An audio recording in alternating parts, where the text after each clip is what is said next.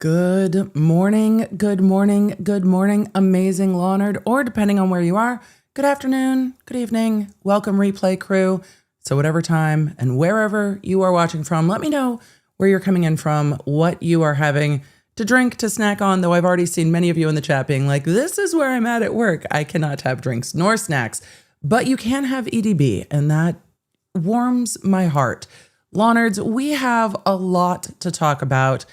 We got a long way to go and a short time to get there. We're going to do what they say can't be done. Emily, can you be brief? No, actually, we're not going to do that because that's not possible. But today we are covering a bunch of things going on in the Karen Read wrongful death case. Yes, there are new filings in the criminal case that are Proctor involved.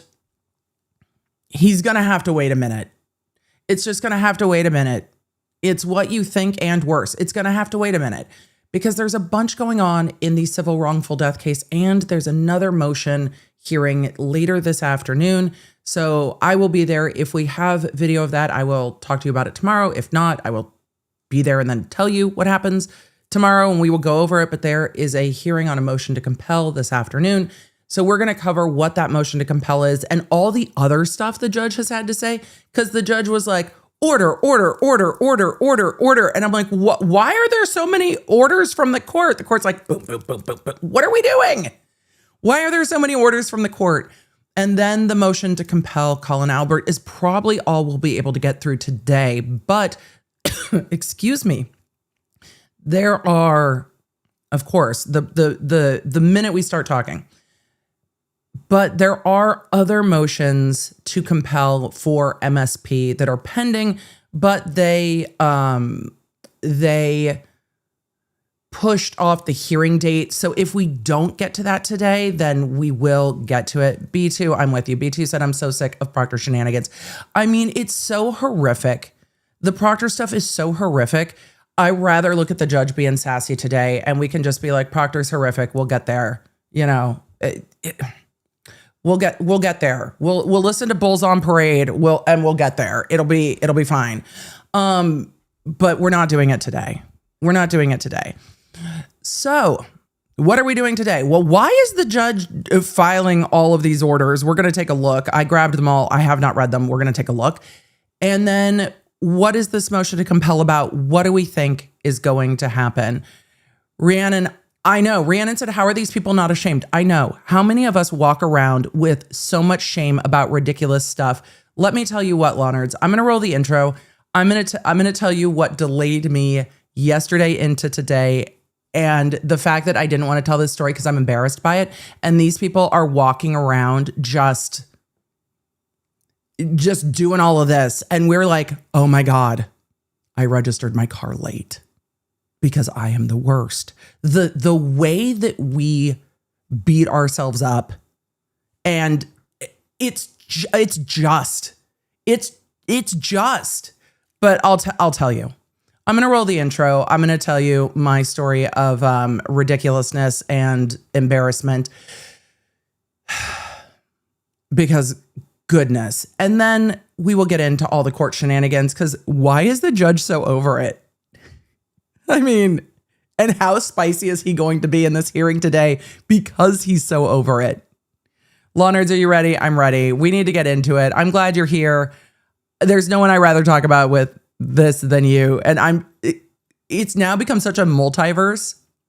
And if you are just jumping into the Karen Read civil stuff, I will do my best to give a brief road so far.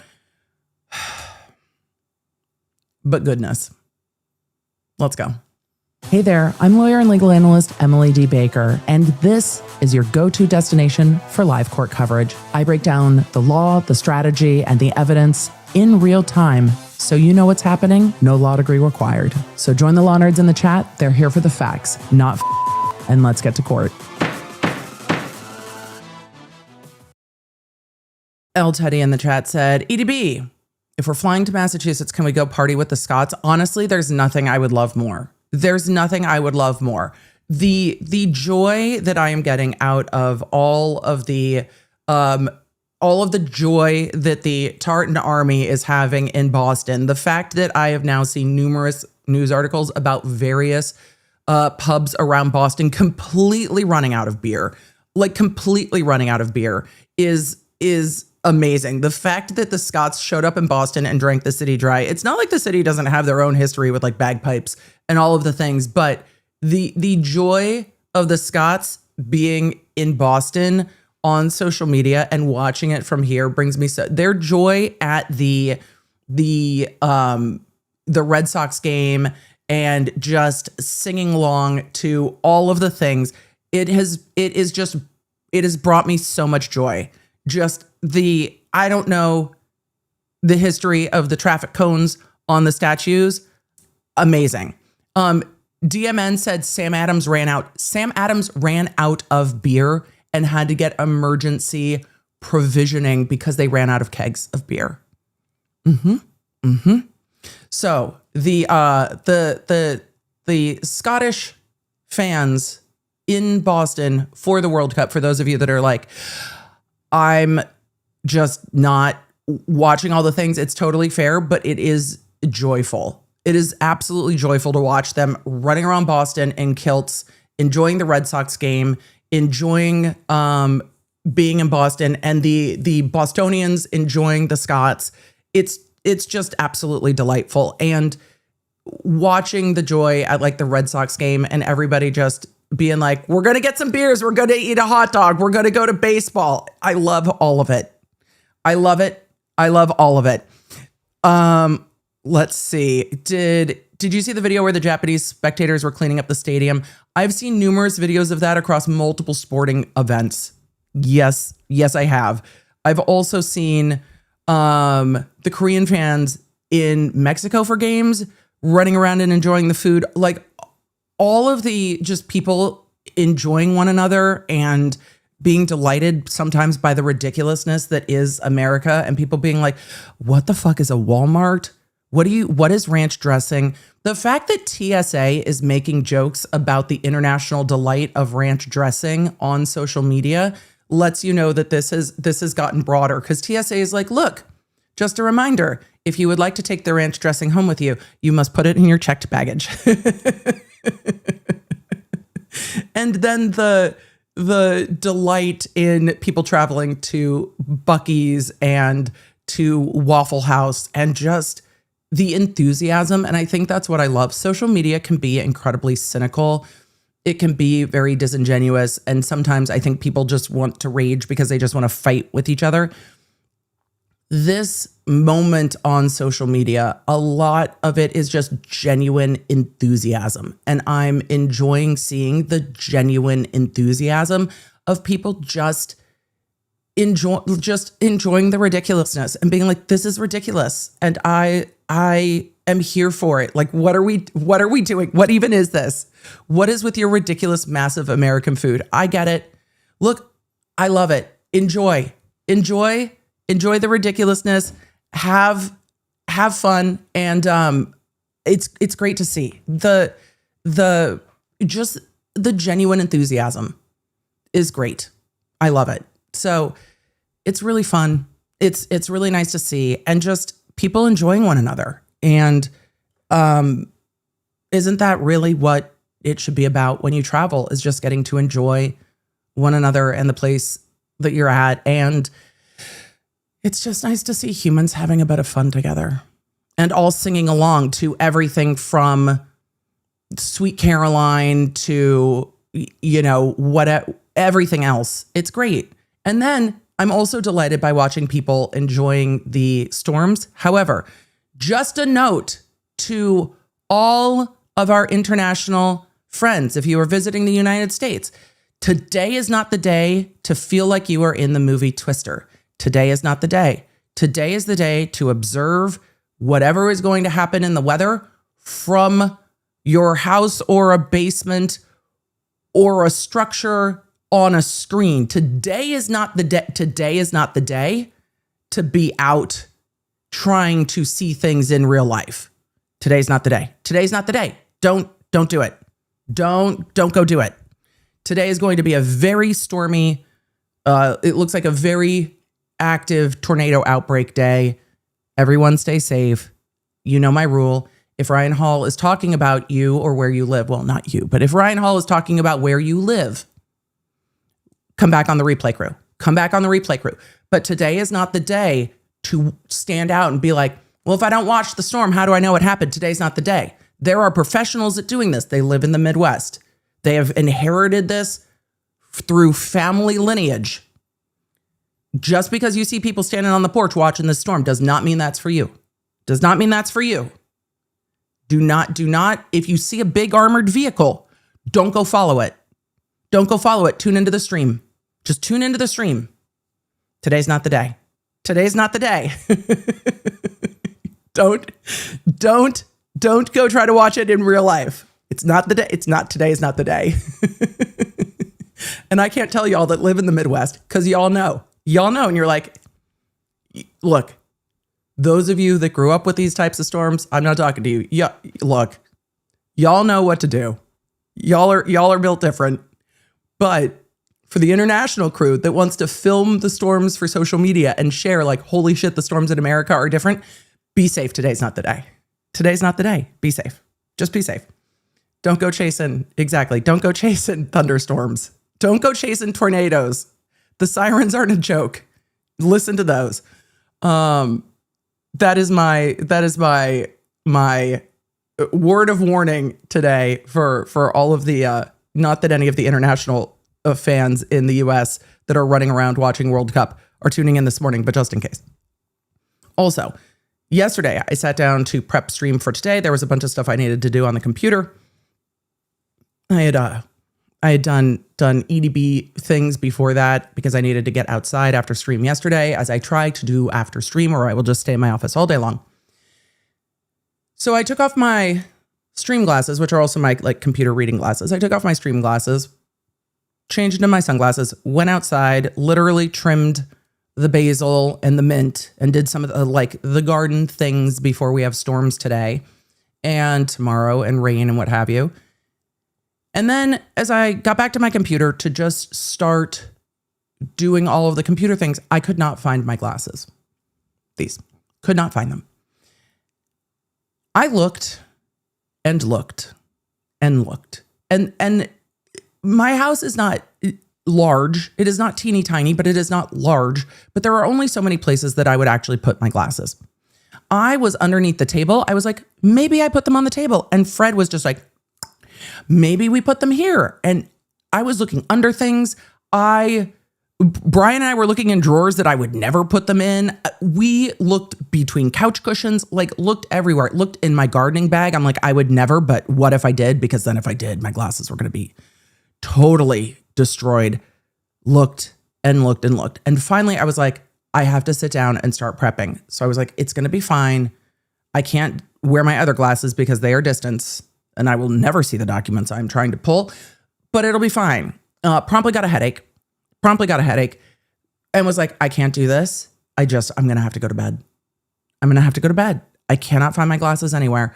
So as I was going to feed the cats for the evening, I found them like on a shelf that I don't use for anything in my pantry. I have no idea why they were in the pantry. I have no idea when I went into the pantry. I have no idea how they got into the pantry. I have no idea when I took them off. I have no idea. And it wasn't like I had put them down next to something I grabbed. I don't know. Yes, I don't know. They weren't next to anything I would grab in the pantry. And so by that point, I am like, it is now way too late. I woke Dr. B up and I was like, because this was late. And I woke Dr. B up and I was like, they were in the pantry. And he's like, really? I checked the refrigerator. For those of you that are like, fridge, I checked the refrigerator. I was just, and it took my whole evening. And I was like, I have to go to bed. I just have to go to sleep. I had messaged Team Baker and I was like, guys, I don't know what's going to happen tomorrow. I don't know if I'm going to find these glasses. It was today by the time I found my glasses, but I'm like, I don't know if I'm going to find my glasses. I don't know if I'm going to be able to read documents on stream because I'm not going to be able to read with shit. I don't know what happened. And I was mortified. Absolutely mortified. I have also at times lost my, I normally put them in like the same place so that they're never missing. I don't know what I did. I don't know what I did, but it took all night. So then as I was grabbing things this morning, I was like, shit, we need more time. We need more time. But Fred did not knock my glasses off of a surface, which was fantastic. Thank you, Fred.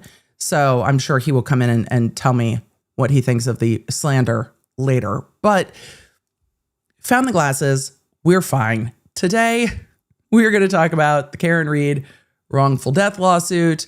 We are going to continue to enjoy everybody's summering in the United States and the like, holy shit, the heat is really different. I'm like, yes, and the heat is really different depending on where in the US you are. So it's not the same. It's just not the same. Going to Phoenix in the summer and going to Houston in the summer, yes, you can say it's hot, but that does not accurately describe the different ways you feel like you are going to die. Like it's just not the same. It's just not the same. It's just not the same. So that's been fun too. All right. With all of that, let's give an overview. We will fly to Boston. We will look at all of the documents or all of the orders the court has made. He struck a filing off the record. It was a filing we've already gone over, but we'll peep it again today. But as a quick road so far, Karen Read was acquitted in the criminal case of everything but DUI. Still probably, I think, still on probation for DUI, but it was a probation without any terms other than like obey all laws or whatever, and a license suspension, which is typical with DUI. During the pendency of the criminal case, she was sued by the O'Keeffes in a variety of plaintiff forms for the wrongful death of John O'Keefe. And the O'Keeffes have some individual causes of action and then the estate of John O'Keefe, but it is overall a wrongful death action. I call it the wrongful death action because it encompasses everything. The Waterfall and C.F. McCarthy's, through their corporate names, I'm going to call them what we know them as, are also sued in that same lawsuit. This lawsuit has been ongoing for years at this point, not for 4 years, but for a number of years at this point. During the pendency of this lawsuit, the part regarding Karen Read was stayed during the criminal case, but that ended like a year ago at this point. So the original filing on this, let me just pull it up so I do not forget.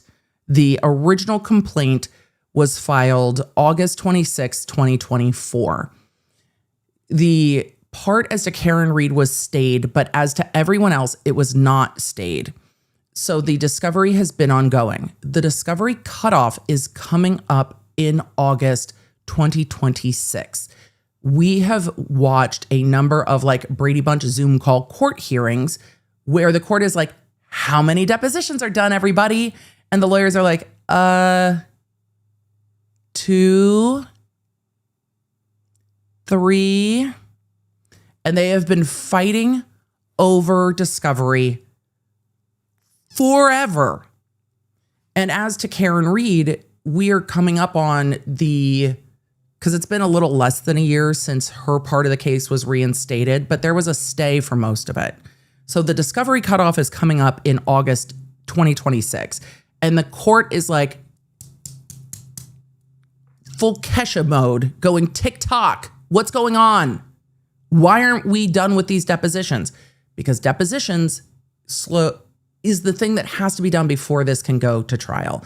And there's been fights over document discovery, and you can understand why, right? If you're going to go ask somebody a bunch of questions about things, and that is your one bite at the apple until you get to trial, you want to have the documents you're going to ask them questions about so that you can ask them questions about all the things you want to ask them questions over. And there was a court hearing a while back where the judge was sitting there pontificating to himself about why nothing was getting done. So he was scolding the lawyers, but not scolding the lawyers. And he was just like, and I asked myself, is it because they're not experienced lawyers? No, these are very experienced lawyers. And there's like, and he was counting them up. He's like, there's like 20 lawyers There's like 20 lawyers in this case. I can't figure out why nothing's getting done. Well, it's because they keep having fights over the discovery. And then the court's like, I'm going to have a meeting in the morning. And then I'm going to put off that hearing till the end of the day. And then we're going to burn an entire day. And then I'm going to be like, go to deposition tomorrow. And everybody's going to be like, so we can't really do that tomorrow.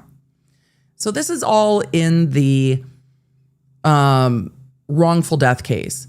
Since the wrongful death case, Karen Read has sued the House defendants, which is what they are called in a number of the lawsuits now, who are those that were inside 34 Fairview. So the McCabe's, the Alberts, Higgins. Karen Read has sued them, including suing Proctor, Tully, and others in a personal capacity. That is now in federal court in Boston. So Karen Read sues everybody, is conspiracy to violate her civil rights and other causes of action that we've gone over. And then we had the defendants that were in the House sue Karen Read and Aidan Carney for defamation, etc. They just filed an amended complaint. We haven't had a chance to go over that yet. We'll get back to it. That litigation is so far behind this litigation. We'll get there. So then you get those that are in the House, instead of counterclaiming in the federal court, they sue separately for defamation, emotional distress, etc. in state court. And then Karen Read sues MSP and the town of Canton PD in the state court.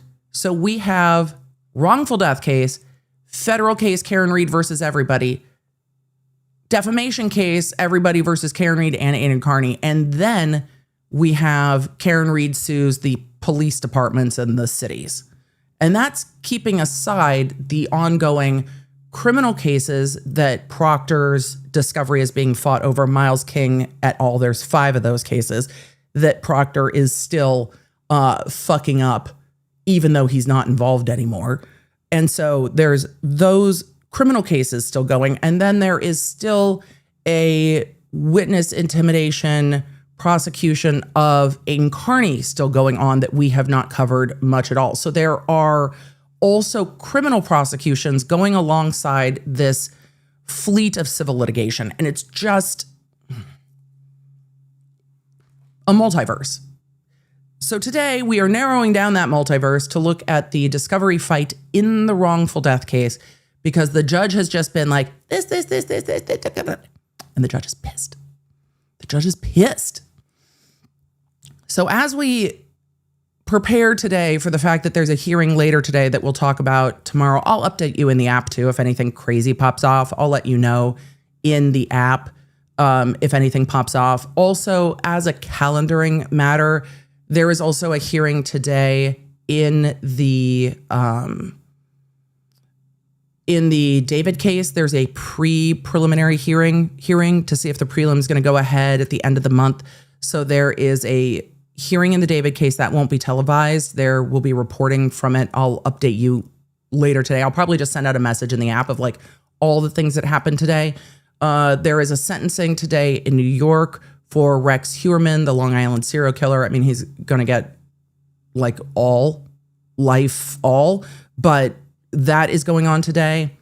There is a hearing in Ohio for Michael McKee, who's accused of murdering the Teppes in their home. There's stuff going on there. And then the Karen Read hearing later this afternoon for the wrongful death case. So I will send out kind of a summary update after all of those things. There's a lot going on today. So with that, we are going to, well, first, we are going to say thank you. We have a sponsor today, which when Emily was being reckless yesterday with just being like, it's music, it's fine. We have a sponsor today that allows Emily to sometimes be like, it's fine, we have sponsors. It's going to be fine. It's great. And this is a sponsor that I know a lot of you like, but if you are new, there is a prize for you. Then we're going to fly to Boston. Then we're going to get into this judge being sassy pants. You ready, law nerds? All right. Huge thank you to today's sponsor, Paradise Paws. Law nerd, a huge thank you to today's sponsor, Paradise Paws. You know that our sponsors let us make the choices that are right for us on this channel, and today's sponsor, Paradise Paws, also keeps me going when I am trying to decompress because it is an incredibly fun mobile merge game that I absolutely love. One of the things I love about Paradise Paws, aside from the adorable critters, is that you never run into roadblocks or timeouts, and it's completely ad-free. So it's a casual, easy way to merge and relax, no Wi-Fi needed, and you're never gonna reach a timeout. And for those of you that have already been playing Paradise Paws for a while, or you're looking for a new game to explore, there is a new sanctuary coming soon. And I'm very curious to see what critters are going to be in Glacier Glade, because what I know from Paradise Paws is that everything is going to be adorable. So whether you're playing while listening to a stream or a book or catching up on all the things, it is nice to have a cozy companion game that just takes your mind off of things, which is where I find myself staying off of social media and checking in to Paradise Paws, because it really is my favorite thing to do on my phone.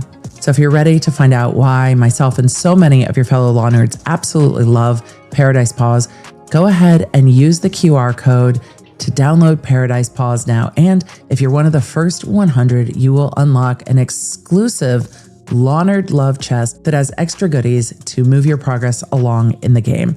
So if you're one of the first 100, you will get that exclusive unlock sent right into the game. And for everyone playing Paradise Paws, I'm so glad you are enjoying it as much as I am. And thank you again to Paradise Paws for sponsoring this stream. Now, let's get back to it.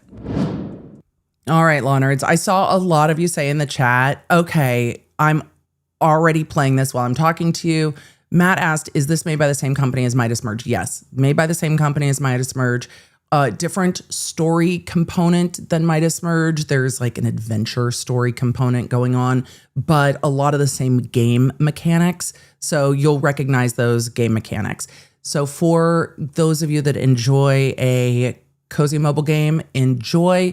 For those of you that are like, I can't, mobile games are so, I know, it'll pull you in, but also I will find myself choosing that over doom scrolling, and I like that trade-off. I also often save it for when I am traveling because it doesn't need Wi-Fi. And I do love that it populates creatures named Emily, which is hilarious to me, but I have some critters named Law Nerd. I have some that just populate named Emily, and I think it's hilarious. I even got a really cute penguin named Abby. I was like, so y'all are listening to what I'm talking about now. I love this. I love it so much. So it's been really fun. I love that they sponsor. And then when I make, we make the decisions that we make. We make the decisions that we make. And I'm happy with that. I'm happy with that. So let's grab our flight to Boston. Maybe we'll get to party with the Tartan Army while we're there. I hope so. I'm ready for it. Let's go.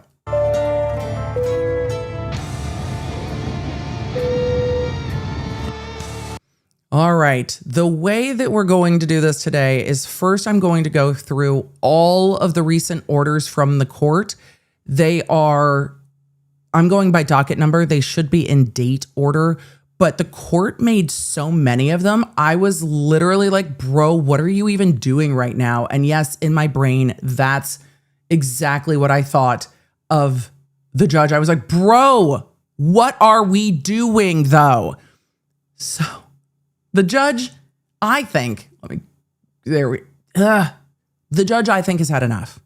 I think the judge has had a knife. I think the judge has had enough. I think the judge has had enough with this. All right, let's see what you guys think. This is from June 11th. This is the first of a fleet of orders. It's like rage texting, Scorpio. He's rage ordering. It was just like order. So many. He was like, and another thing, and another thing, and another thing. We're done. He was like, the pen is mightier than the knife. Counsel are requested to provide to the clerk by 12 noon on June 12th. the following information as to depositions they have presently noticed on behalf of their client. Deponent, date scheduled, time scheduled. I want a list of the depots. I have not seen quite this level of micromanagement in a civil case. I don't even know if ever. I don't know if I've ever seen a judge be like, no, I'm going to need a list. And you know what? The time to do it was after the last hearing. But after the last hearing, he was so busy being like, and I saw headlines that Karen Reed was on the Today Show or whatever, that he didn't focus on this. He was like, tell me who's being deposed, when it is scheduled for, and what time it's scheduled for. You know, receipts, timeline, screenshots, fucking everything. But that's not all. That was just the first one.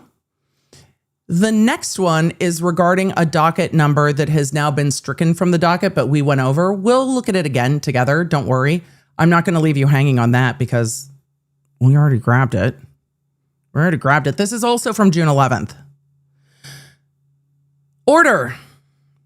Paper number 111 did not include the requisite certificate of service.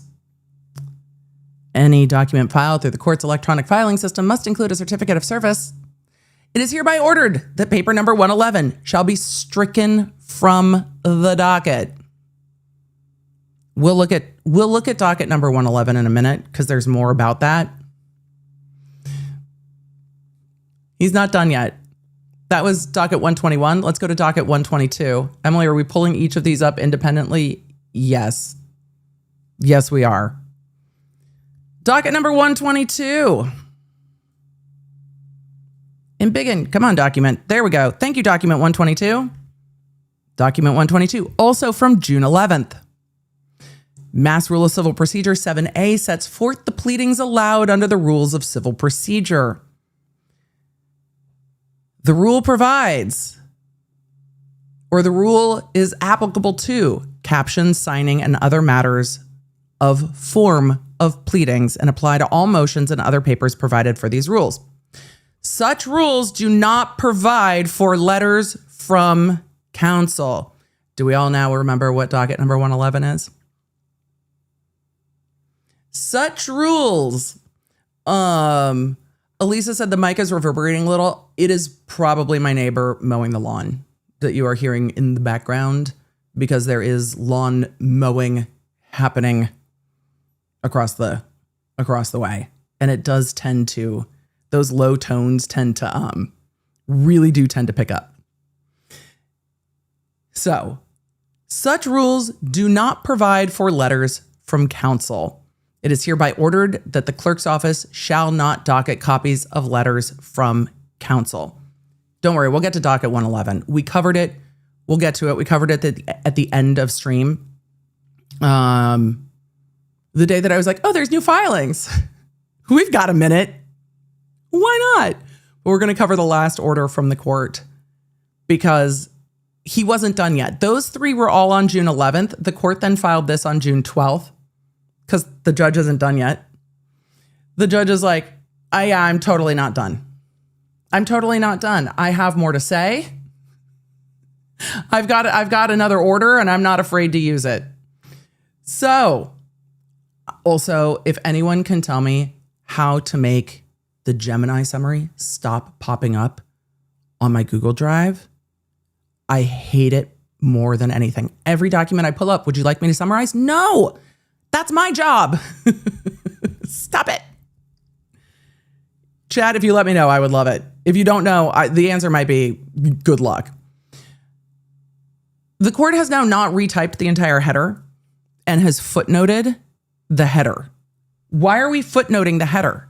Like, doesn't it take more time to footnote each part of the header? There are 3 footnotes in the header. What are we doing? Look at this. Here's the full header. Why are we footnoting the header a day later? I'm going to read the footnotes. The footnote is literally just the rest of the header. Thanks, chat. I appreciate it. I will go to the settings. But this is the entirety of the header now in a footnote. How does that save any space not putting it in the header? What are we doing? Why are we footnoting the header? I don't understand. Your Honor. Anyway, Paul O'Keefe et al., CNC, not Music Factory, Hospitality, LLC, DBA, CF McCarthy's et al. If we're going to do with et al., fine, we'll do et al., but I don't think it needs a footnote.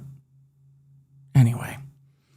Order relative to certain filings. The court had an overnight to think about it and was like, I'm not done yet. The docketing and filing systems, mass courts and e-file, do not accommodate hyperlinks in a pleading providing access to cited material. As such, it is hereby ordered. Also, can I complain for a second? There are some lawyers that have not figured out how to use the e-file system. Either that or they're doing this on purpose. But every time there is a state filing in the defamation case against Karen Read, the document is duplicated like 50 times. So it almost crashes the system trying to download the complaint from the House defendants because it's like a 50-page complaint and then it is duplicated like 50 times and it ends up being the first complaint filed by the House defendants was 2,500 pages. 2,500 pages. It was 2,500 pages. And then subsequent filings have done the same thing. What are we doing? And how does that even happen? And it doesn't happen in any of the other filings. So what is happening? How does that filing even happen that it duplicates so many times when it files into the system? And then the entire computer system that seems to be operated on DOS circa like 1996 crashes when you try to download it. I absolutely hate it. How are we not doing this? It's wild. And I wonder this too. Aliso Manic, and if I moved the letters around, I can't even tell, but I think it says Manic, said to try to stop people from downloading. I don't know. That I had two thoughts. One was, how does this even happen? Maybe it's a glitch, but then it happened again. And I was like, how does this even happen? But yeah, 2,500 pages. I mean, it's not hard to like split a PDF and just keep the pages you need, but it's so annoying. These systems are not built for this. Anyway, the systems also cannot hyperlink, which we knew. But yeah, no, 2,500 pages. So annoying. So annoying. And I've only ever seen it in documents filed by the House plaintiffs, McCabe's, Alberts, Higgins. I've never seen it with any other documents. It makes me bananas. I mean, maybe that's the point. Maybe it's a mistake. I don't know. So wild. So wild. Courtney, most of the e-file systems now, Courtney said North Carolina e-file added a CAPTCHA to prevent AI scraping. A lot of the ones that I access have some form of a CAPTCHA. Yeah. Which also makes it hard to automate document filing. I don't know. It's just so frustrating. Order relative to certain proceedings. Hyperlinks do not work. Any hyperlink to a source document that appears in the text of a file document shall include the complete citation. I think this is reasonable. That says preceding the hyperlink, a reference to the page of the paper or appendix shall be filed. So you need to file it. If a hyperlink to an audio or video file on the internet is cited, or some other such file is cited in a filing, a separate appendix shall be included in the e-file. The appendix shall list each hyperlink with the corresponding page number of the pleading where the hyperlink appears. A flash drive or external hard drive shall be delivered to the clerk's office within 1 business day of the e-file that clearly contains identified copies of such audio or video file with reference to the page number where such files exist. This is actually fair, because if I'm a judge, no, let me back that up. If I am county tech support dealing with judges, because this ended up being my role in more than one job that I've had, ask Emily, she will fix it. We could talk about this forever. However, I got to work on some very interesting cases as a law clerk and a young DA because I could help navigate what I felt were pretty basic technological issues. But it was like, could just somebody call Baker? So I would get calls from court clerks. Hey, can you come fix the system? Nothing is showing on the screens. Can you help? But it was great because I always was able to be involved sometimes in cases I might not have otherwise been involved in because I could figure the tech out. I am not a tech adverse lawyer. I love it. However, this is a true problem with e-filing because you don't want judges and others to click the link. You don't want judges or others clicking the link to an unknown destination. You don't also want public filings. I guess some people do, but you don't always want public filings to link to like a Dropbox or a other type of drive. The courts do not have Dropbox or box drives or anything like that set up. So the court does not yet have a system where parties can upload documents into a system that's not the public filing system. And so there's a whole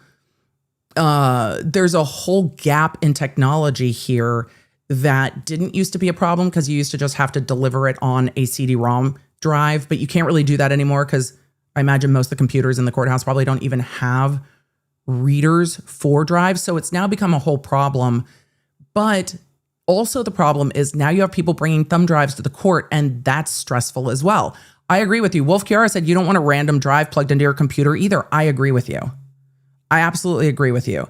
And so this has created an issue where the courts have not navigated the technology gap. And I imagine a lot of the government entities that run court don't necessarily want to pay for like an enterprise version of whatever the drive is. And then each drive has to be separated by each case. So there is a tech gap here that just has not been resolved. And I can understand where the court is saying you can't just hyperlink things that are on the internet to me and expect me to see them. You have to bring me the video, the whatever. Yes, it creates more work for the attorneys, but if you want the judge to see it, you've got to do the work. So I understand it. This is also what like summer law clerks are for. But the technological gap between courts and the practice of law is growing, and it's difficult. We've seen numerous cases recently where courts have had issues with ransomware, with entire court systems being taken offline, which also makes me nervous. If all of the court files are digital, what happens if the digital disappears? Then what? I don't want to speak it into existence. However, it's a problem. It's a problem. It's a big problem. So we'll see what happens. We'll see what happens. But I understand where this is not an unreasonable request for the court for me. I also understand emailing it, which is helpful. But there's a lot of organization that has to go into this. It goes on to say, in addition to the e-file, you need to bring a hard copy of the exhibits and separate from one another by offset tab dividers. Shall be delivered to the clerk's office within a time period set out in paragraph 2, like the next day. Just you need to bring hard copies if you can. You need to bring a thumb drive or what have you. It also says that counsel in the case shall use the email address to email a Word version of all memorandum or affidavits filed, except affidavits relative to 9A and 9C compliance, in addition to filing them through e-file. That's an extra step that the court's like, you also need to file a Word doc via email for the court. I'm not quite sure why the court wants it, but that's why the court wants it. So we'll get there. So the court filed 4 orders in short succession and has also now asked for a Word doc.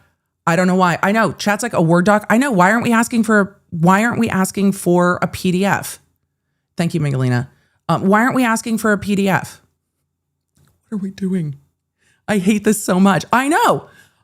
Katie, I know. Katie's like, but Word docs can be edited. Why not a secured PDF? I don't know. Maybe so he can copy and paste things from the documents into his rulings. I don't know. But this is just going specifically to the court. So this is just going specifically to the court. And I don't know why the court's asking for a Word doc, not a PDF. But I don't love it. So it's an interesting request. The request for a Word file is wild to me. Oh my God, no way. Megan in the chat said, when I was a law clerk, one judge wanted everything in Word perfect. Oh my God. I don't know. Yeah, I don't know why he wants a Word doc, but also a PDF is the file that gets e-filed. I don't know, guys. It's odd to me. I'm curious. It's odd to me. I agree with you, chat. It's odd to me.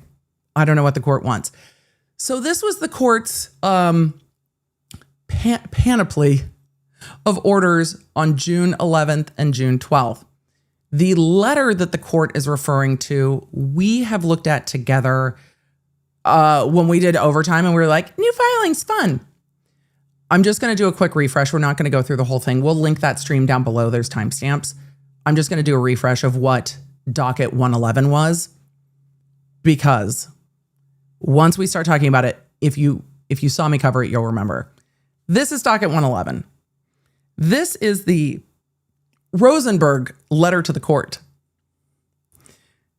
And it is relevant to today's coverage because we are going to get into the motion to compel Colin Albert. Your Honor, well, dear Judge Gildea, potato, Judge G. Counsel for Colin Albert, a third-party witness in the above-captioned case, has baselessly alleged that I intentionally misrepresented facts or misled the court during the status conference on June 3rd. On June 3rd in this case, and has insisted I clarify the record. So this was Rosenberg's sassafras filing to the court saying, counsel has asked. And then the court said, excuse me, you didn't file proper notice that you had served this letter on the other side, even though he clearly says that he did in here. And then the court was like, this is not a proper pleading. So we are taking this pleading off the docket. We grabbed this pleading before the court struck it from the docket. If a docket item is stricken for privacy concerns or for issues related to witness safety, security, something like that, if I have it and it's stricken, I generally will not pull it back up again. But this is being stricken because the court says it's in improper form. So I have no problem sharing that again with you because we grabbed it before it was stricken from the public docket. So we have it because I was grabbing dockets that day. But I wanted to let you know where I'm at. There are times that I will grab something and then it is stricken from the docket that I would not share because if it's stricken for concerns, that's kind of where my bounds are on that personally. Even though I think a lot of media would be like, well, if it was public at one point, it's public now. If it's a safety issue, I won't share it. This is not a safety issue. This is a form issue. And the judge was like, wrong form. Stop it. What are you doing? Because this whole thing's ridiculous. This whole thing's ridiculous. Why is this even being requested? What are we doing? But counsel for Colin Albert would like the court to be made aware by counsel that there is an allegation. So before we get into the motion to compel Colin Albert, we have to look at the lawyers fighting with each other. Also, I love so much that you guys are reminiscing back to the Word Perfect days. I also lived for Mavis Beacon Teaches Typing. It's hands down one of the best programs ever. And Oregon Trail is tops. Heather asked, can you still download stuff if you use the Wayback Machine? Not from court dockets, you can't, because they still won't be there on the back end. So no. And that is intentional with court dockets, because there are times that things get onto the docket accidentally and can be an issue. So Rosenberg is trying to clarify the record because Mr. Albert's counsel attempted to raise these claims in open court at a hearing on another matter concerning Mr. Albert when I was not present, but Your Honor did not entertain the discussion because no relevant motion was before the court. That sounds like Judge G. At the June 3rd conference, as part of a lengthy back and forth with the court about the status of many depositions in this case, I referenced the 6 depositions that Albert's counsel had unilaterally purported to cancel at 9:20 p.m. the night before the conference. I remember this happening. I was aghast because the counsel that's representing Colin Albert is also representing all of the defendants. And it seemed that before that June 3rd hearing, Rosenberg had gotten an email from the attorney saying, we need to reschedule the depositions of Jen McCabe, Matt McCabe, Chris Albert. I forget Chris Albert's wife's name, Mrs. Albert, Higgins, and Colin Albert. Like, we need to reschedule all 6 of these depositions. And it came up during that hearing. And we were like, what do you mean? You were just like, we're going to need to reschedule everything. And then it got really confusing. Julie, thank you, chat. And then it got really confusing at that hearing about whether or not any of Colin Albert's deposition had gone forward. Had it been, were there documents? What's going on? It got confusing to me what was going on with Colin Albert's deposition. And we're getting into that motion to compel today. So here we are. This is Rosenberg's recitation of what happened. Email at 9:20 the night before. I then referred in passing to Mr. Albert's deposition and his refusal to comply with the subpoena my office served him. When I said that he had refused to appear, it was not to suggest that Mr. Albert took the position immediately upon service of the subpoena that he would never appear under any circumstances. That is not what I said. Instead, I was referring to the fact that the same counsel who sent the 9:20 p.m. email had, on behalf of Colin Albert, refused to produce documents in response to his subpoena, which I think is where we're going to end up with the motion to compel today, because the back and forth on this has been, if we don't have the documents, we can't do the deposition. And I can understand that. You want to be able to question the other side about the documents that are produced. If you do the deposition first and then get a bunch of documents later, you're either going to have to do another deposition or you're flying blind a little bit. You just don't have the information that you need. And so I understand this fight.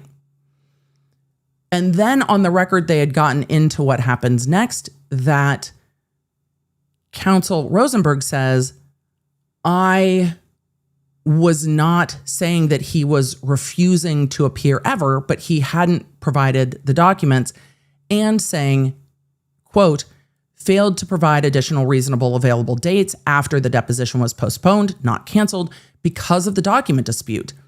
Emailed in late May to say Mr. Albert would only be available for 13 days that followed, so this is at the end of May, after which he would be unavailable indefinitely, and then coordinated with plaintiff's counsel to schedule new separate depositions pursuant to a new subpoena notice 6 days before the depo, in direct violation of Rule 30b-1. When I stated in response to your question, the judge's question, that Mr. Albert, quote unquote, refused to appear for deposition, that is what I was referring to. As I told you at the status conference, the conduct described above is subject to a pending motion to compel, which we will file once we receive Mr. Albert's opposition. And that's where we're going today. I am Heather said, how is someone unavailable indefinitely? It is my understanding that Colin Albert has joined the military. I do not know which branch, and was getting ready to go to basic training. That was my understanding on the timing. And once he goes to basic training, and then I don't know how long basic training is. I'm sorry. My ignorance of the military is vast, but was getting ready to go to basic training and then would be assigned wherever he's assigned. And I don't know if the military is going to make him available for deposition. I just don't know how that works. So yeah, I don't know how that works. But yeah, I would imagine there would be some procedure to show up on base with all the lawyers, because the lawyers could travel to him. I would imagine there would be a process for all the lawyers, because lawyers travel for depots all the time, that all the lawyers could just show up on base and be like, hey, do you have a conference room? We need this dude for a day. I imagine that can happen. Because I'm sure this comes up. I can't imagine that this never came up. So yeah. So he could be deposed. I imagine he could be deposed on base. So why not? Jody said, ask Attorney Bloodworth. I will do that and see what his thoughts are. Because I imagine you could just make that happen. So this is the foundation, because during that hearing, I think I spent most of the time going, wait, what? And they're like, no, Colin Albert did appear. No, he didn't appear. El Hostess's mom said, who pays for the travel expenses? Each party bears their own expense to do depositions. So the plaintiff and the defendant, this is civil cases. So the plaintiff and the defendant each bear their own expense. And then there is an apportioning of who called the deposition to pay for like the location of the deposition and things like that. So yeah, it just that. So we're going to get into the motion to compel, and then the hearing on this is set for later today. And then I will keep you up to date in the app. Let's see. I'm not going to go to the notice of compel. Remember, in Massachusetts, I actually, at the outset of this case, I was like, this is odd. And now I'm starting to vibe with the way Massachusetts does it. Massachusetts does not file their pleadings until they are all together. So in most cases where we are covering it, you will see a motion for whatever, and then we will wait until the deadline, and then the opposition will get filed, and then we'll wait, and then a reply will get filed. And then if there's motions for like a surreply or to exceed page lengths or whatever, those will happen too. And in Utah, then we see a filing where they say to the court, hey, the pleading on this is done. Can you consider it now? But in Massachusetts, until all the pleadings are done, they don't hit the docket. So the motion gets served on the other side. The other side does their opposition. Then there's a reply. They do all of the briefing, and then they file it or docket it all together. And at the beginning, I was like, this is so odd, because they docket them under the same number. And now I'm kind of vibing. Now I'm just like, you know what? The docket number, and then point one's the motion, point two is the opposition, point three is the reply. I kind of like that. I kind of dig it. So now I'm starting to like understand the way that they go through all of this. So some of you are saying that lawsuits can affect military security clearance. My husband had a security clearance his entire career. I wonder if that's the same if you're a witness, because he's a non-party witness. He's not being sued. He's not a party to the lawsuit. He's a non-party witness. However, I can't imagine that if they were doing background things because he testified at trial that nobody was aware of this. Like, I can't imagine this did not come up, because I imagine as part of background checks, a check for like social media is also going to happen. So I would not be surprised. But we will see. Not the judge said Bloodworth was an officer. His training would not be regular boot camp. I think the reason the Lawnards were suggesting it is because he had worked in JAG. So I think that's why Lawnards were like, can this happen? Ask the lawyer. Ice Ice Baby, good to see you. Said, I'm on a real plane while also flying EDB Air, double miles. Just started stream, headed back to Vegas. Enjoy. If I am compelled to holler because of Proctor. No hollering because of Proctor today. We'll see what other audacity unfolds. So with that, we have this fight, but all the motions got filed together in a group on June 12th. So we're going to start with the motion, then the opposition, then the reply, and then the hearings today. The court has not been streaming those, but if media is allowed to record them, then we will go over that tomorrow. So let's see.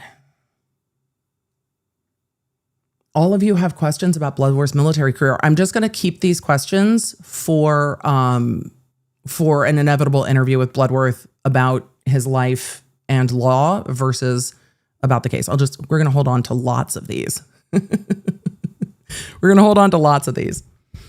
All right. Let's get, docketed.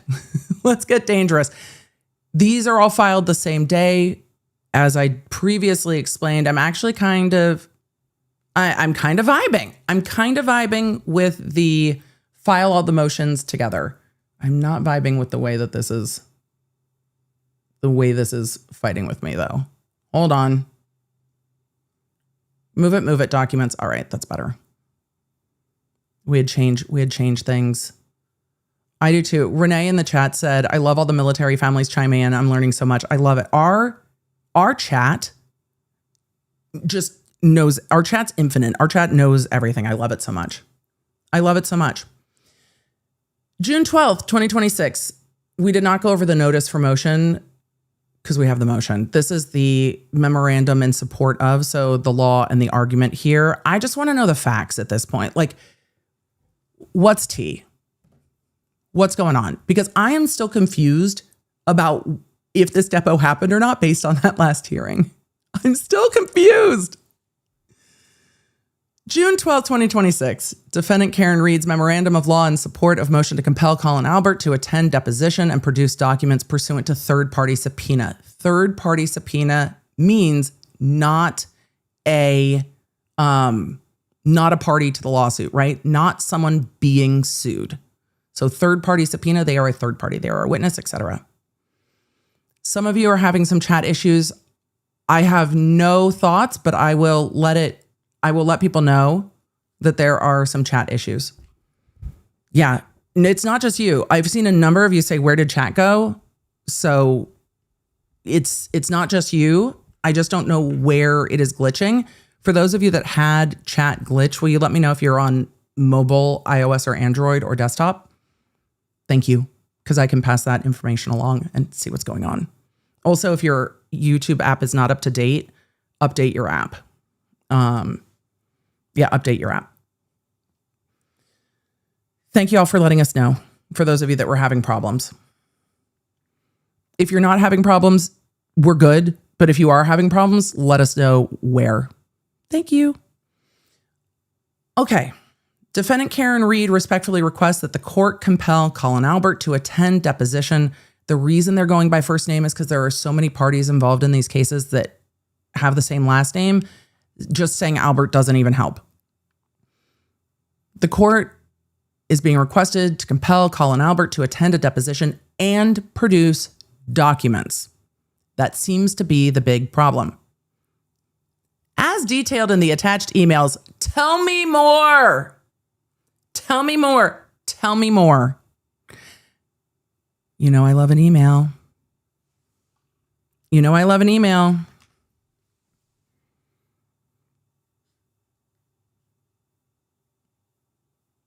As detailed in the attached emails, what were normal communications between counsel of a subpoenaing party, Miss Reed, and a non-party witness, Colin, devolved into another episode of gamesmanship. Oh no, not the next episode. It's going to be an episode. Yeah, it's a whole fucking multiverse. Unfortunately, the court now needs to step in. This sounds like Rosenberg's writing at this point. Maybe it's Seligson. Maybe it's Rosenberg, but no. We're now fully in the next episode. Emily, can you just play it? No. That type of copyright issue with music copyrights liable to have the stream go down. Like no more. Da. Yeah, it's the motherfucking DR. I know. Unfortunately, the court now needs to step in. Background facts. Tell us what's happening. And again, this is Reed's side. So this is their perspective of what's happening. I really want to see the emails, and then we'll see the opposing perspective of what's happening, and then we'll get to figure it out. They say Colin Albert was at 34 Fairview the night John O'Keefe died. He had a history of violent tendencies, and specifically, he and Mr. O'Keefe had a series of prior disputes. On the night Mr. O'Keefe died at the house, Colin had been drinking alcohol with his friends, and that drinking party continued at the house late night. The exact time Colin left the house is a heavily disputed fact in this case. Regardless, however, they say when Mr. O'Keefe arrived at the house around 12:30 a.m., on January 29th, 2022, the medical evidence demonstrates conclusively that he was beaten up. And again, this is writing and advocacy. Are there arguments about the conclusiveness of John O'Keefe being beaten up? I still think with head injuries, there are room to make arguments, but this is a wrongful death case. But there are room to make arguments. However, there are some scratches and stuff that raise other questions. Either way. They say that the medical evidence demonstrates conclusively that he was beaten up, punched in the face, knocked backwards, sustaining a fatal wound to the back of his head. In the immediate aftermath, those individuals at the house, referred to as the house defendants in Miss Reed's federal court action, attempt to cover up their role in Mr. O'Keefe's death. And this is what this entire case is going to be about as to Reed's defense to the wrongful death, which is why this is also intertwined with everything else. They go on to say that for Colin's part, he claims he left prior to Mr. O'Keefe's death and was picked up from the house by his quote unquote best friend, Allie McCabe, and driven straight home. I do have to say, sorry, you can hear my tea because I have a new little doodly bopper with my mint in it for some mint tea, and you can hear it. I can hear it. Sorry if that was annoying. So that's what it is. We'll switch cups because that was loud on the microphone. They say that for Colin's part, he was picked up at 34 Fairview by his quote unquote best friend, Allie McCabe, and driven straight home. At least he wasn't drinking and driving. So somebody wasn't. At least there's that. When I was in juvie, I think the youngest DUI case that I had was a 13-year-old. We had a lot of 14-year-olds. And I was sitting there going, what are we doing? You're 13. You shouldn't be drinking. You shouldn't be driving. You definitely shouldn't be doing both. WTF are we doing? Crazy stuff. Juvie, working in juvenile court was heartbreaking and illuminating, but heartbreaking. But those are not always stories for another day. But yeah, we had I didn't even conceive when I transferred into working juvie court that I would be dealing with nearly as many DUIs as I ended up dealing with. I was just like, what the fuck is happening? Like, what is happening? I can understand like an underage driver being like, everybody else was drunk, so I just decided to drive. Like, I get that. But like, what do you mean you're drunk driving at 13? And then we had some driving offenses, collisions and what have you, where the adults were not sober and had like 11, 12, and 13-year-olds driving them. Crazy stuff. Absolutely crazy stuff. Anyway, I digress. At least somebody wasn't driving. So there's that. We're going to take the good and take the bad and take them both. And there you have. No, we're just going to take the silver linings where we find them in this case, because everybody else was drunk driving in the age of Uber. They go on to say the timing of his arrival home is inconsistent with when he claims he departed the house. Moreover, a photograph taken shortly after January 29th, 2022, Colin had scabs on his knuckles of his dominant hand that one would expect to see as the result of a fist fight. I imagine this is going to come up a lot as we get into this case more. Let's see. Additionally, Colin is tightly connected to both the House defendants and the lead investigator for MSP. Yeah, as we saw in the first trial. Specifically, Colin is the nephew of Brian Albert, who owns the house. Allie McCabe is the daughter of House defendants Jennifer and Matthew McCabe. Brian Albert and Jennifer and Matthew McCabe were all at the house when Mr. O'Keefe died. Colin was also close family friends with Michael Proctor, the conflicted and corrupt MSP investigator, former, that refused to investigate the House defendants in an attempt instead to, quote unquote, pin it on the girl. It annoys me that they keep putting that in quotes because it is not a direct quote. It is their theory of the case, and it causes quite a bit of confusion. I think you guys let me know. For me, I think the pin it on the girl vibes are pretty clear from the overwhelming amount of stuff we have seen said by Trooper Michael Proctor. But this is not a direct quote from anything. It was not in any of the texts. It is a theory of the case. I wish they would stop putting it. It's not in a Proctor text. I wish they would stop putting it in direct quotes. Proctor said that she's fucked, no way she skates. He said a lot of things that left the impression that this is what he was going to do. But he never texted pin it on the girl. It's not in any of the texts. They keep putting it in direct quotes, but it's not a direct quote. It is the overwhelming theory of the case, but it was not in his texts. He did not text it, which is why it's frustrating to me that it keeps going in quotes, because the quotes are misleading here, because it is their theory of the case. Their theory of the case is that Proctor was going to pin it on the girl, and that everything he was doing was to pin it on the girl. But he said, this is correct. Shangori said the quote is, yeah, but there will be some serious charges brought on the girl. Absolutely. He said there will be some serious charges brought on the girl. She's fucked. What about the homeowner? Nope. He's a Boston cop too. There were a lot of things said that gave this impression, but this is their theory of the case. It's an impression, not a direct quote.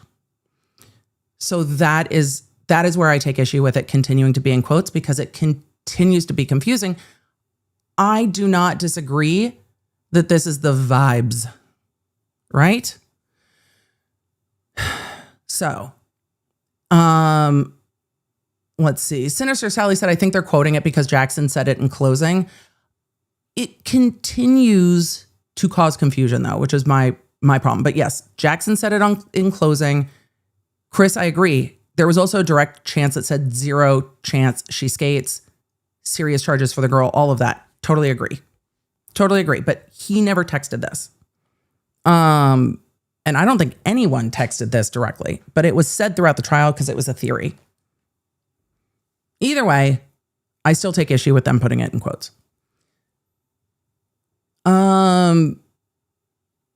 Because vibes. So with that, they go on to say, I will be done ranting about the pin it on the girl. Because, right.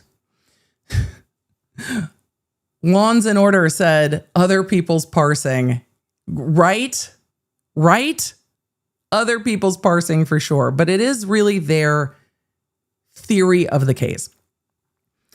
They go on to say not only was Colin at Proctor's sister's wedding, he was in Proctor's sister's wedding. We saw those pictures in trial number 1. They go on to say that Proctor's mother circulated a public Facebook post in October of 2019 declaring the Alberts are, quote, the Proctor's second family, and included a photo of Colin Albert and his parents among a mountain of evidence demonstrating that Proctor attempted to unlawfully protect those in the house. Proctor's written notes he took early in the investigation show that he knew Colin was in the house that night. That's interesting. Show that he knew that Colin was in the house that night. But when he prepared his quote unquote official report, he omitted Colin's name to hide his involvement that night. Despite being present at the house after midnight on January 29th, 2022, Colin was not interviewed by MSP until July 18th, 2023, which is fucking wild. Fucking wild. I agree with you. I think did we hear about the notes in the first trial? Because I do not remember. I remember discussion about whether or not Colin left, and Proctor, and I think it was the first trial, but it could have been in subsequent hearings, Proctor trying to say, oh, well, it wasn't in the report because they said he left before John O'Keefe got there. And then it was like, well, how do you know exactly when John O'Keefe got there if everybody says he didn't come in the house?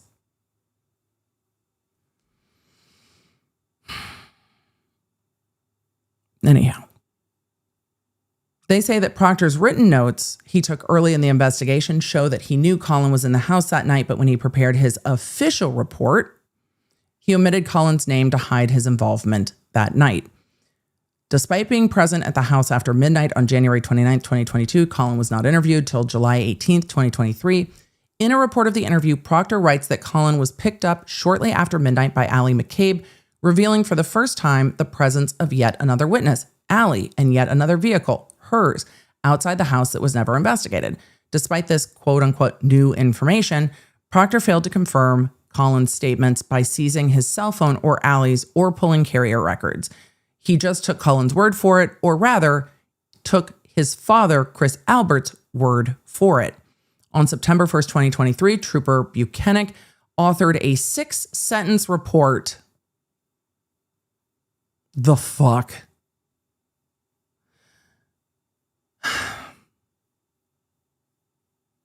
Authored a 6-sentence report stating that he had contacted Colin, quote, in an attempt to have him turn over text messages he had captured screenshots of between Allie McCabe and himself on January 29th, 2022.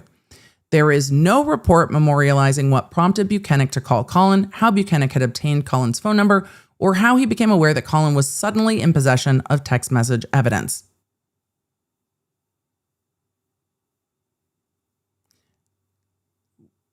What one would hope to see in an investigative report is exactly that.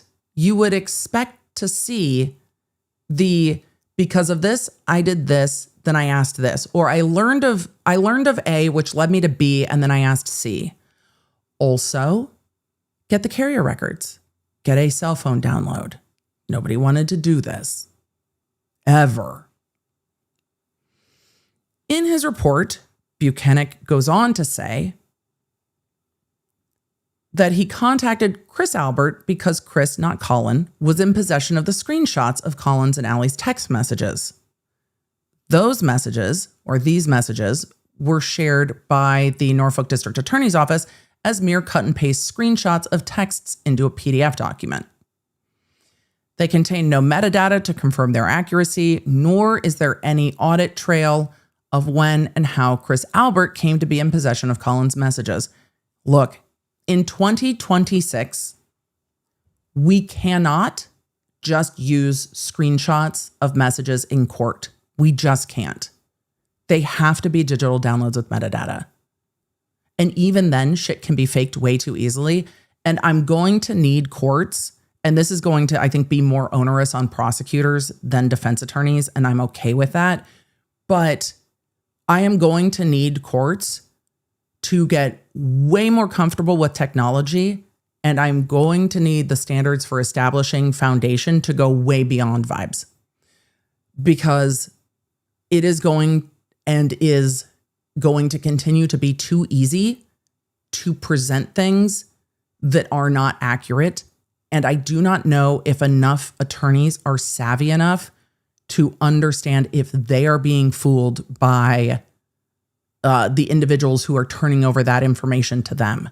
I do not think all attorneys will necessarily catch things at the beginning, but if the courts start not allowing evidence in unless you have more foundation, then I think you are going to end up with a lot of problems of people saying, that's not my voice. I covered it years ago, the case where a high school cheerleader had gotten demoted from captain or kicked off the cheer team or both because of videos that were circulating of her like smoking and drinking at purportedly a party. And the teen was like, that's not me. Like, actually, that's not me. That's not me. And it was another teen's mother. We won't get into my rants about toxic parents, but it was another teen's mother that had created the videos to get this girl kicked off of the cheer team. And the mother of the teen who was like, that's not me, was like, that's a video of you, but I believe you. And let's try to figure it out. This was years ago. The defendant who ended up getting prosecuted by local police was not incredibly tech savvy and did it with an app. Not tech savvy, did it with an app, grabbed a picture of the teen off of social media and used an app to create these fake videos, sent them to the cheer coaches, and got the kid kicked off the team. And I don't know if every parent would have looked at their teen and been like, I see a video, but no, I believe you, because this shit crazy. And not all police departments would take the time and resources to run down how that deep fake was made. But they did. This was on the East Coast. A lot of you were like, was this in Texas? No, this was on the East Coast. But this does not surprise me. And the fact that it was happening with an app a number of years ago with somebody who was not incredibly tech savvy means it was probably a little easier for discerning eyes to catch that. If you watch the video a couple times, you're like, yeah, that doesn't seem right. That's getting so much better now that it's going to be really difficult to discern, and metadata is just should be required unless there is some other indicia that it is accurate. It concerns me. It concerns me a lot, and courts are going to have to get better at this. They're just going to have to get better at this. As a screenshot into a PDF is insufficient for me. So, Jolene said that's scary. It agreed, and it's just continuing to get worse. Vanilla Bean, it should be somewhere. I'll see if I can find it. It's an older podcast episode. It's an old podcast episode. I'll try to find it. Because it might be a podcast episode that's audio only, but I'll have to find it. Either way, I can check back in. There's plenty of stories like it, but it's one of those things I remember well because I was like, that's getting too easy for people that aren't like familiar with the gray web to do. Like the fact that somebody could download an app and just we're there now that somebody can just download an app and do that. So continuing on. Emily's courts are going to have to require better foundation for technology to gatekeep authenticity in a more stringent way, because there are going to be legitimate issues of fraudulent video and audio, and then there are going to be issues of people saying that video and audio is fraudulent when it's not. We just need stricter evaluations of digital evidence, hence downloads. So this is the other thing. I Am Heather said, even if someone takes a screenshot, it can be modified. Screenshots are real easy to modify. Yeah, agreed. Absolutely agreed. So they say that MSP just relied on the screenshots of the supposed messages passed from witness to witness without any authentication. They shouldn't have been allowed to be used in trial.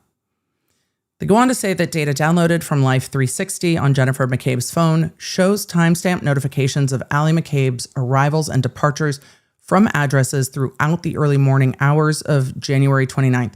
Didn't we see some of this at trial when it was like, why are you at like the high school and stuff? They go on to say not only does the Life 360 data prove that Allie McCabe did not drive straight home after dropping off Colin, as she told Buchanan on August 25th, 2023, or in her August 25th, 2023 interview. More importantly, the data shows no evidence of an arrival or departure from 34 Fairview or Colin's house at any time on January 29th.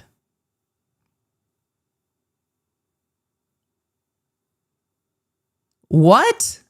Why didn't that come up in the first trial?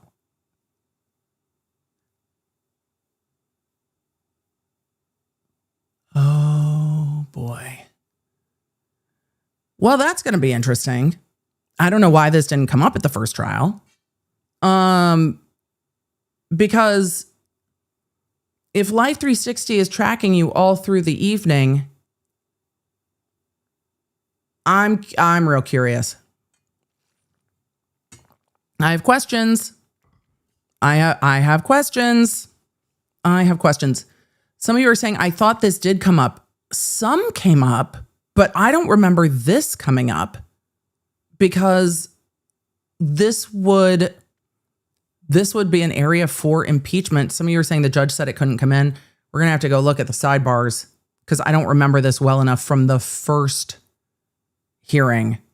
I'm real curious what the opposition is going to say about this, because this makes sense why they would need or want documents from Colin Albert in their motion to compel.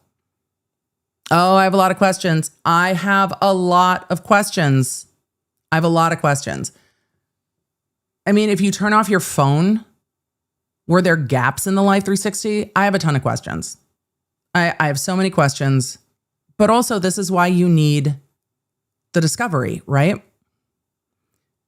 Because if she supposedly picked up Colin and Life 360 is tracking her all evening until she gets home and doesn't show anything, I have some questions. I have a lot of questions. A lot of you are saying, did the virtual juror, did she turn off location services? I don't know. Did she lie on the stand? I don't know. I'm putting a big old asterisk on this.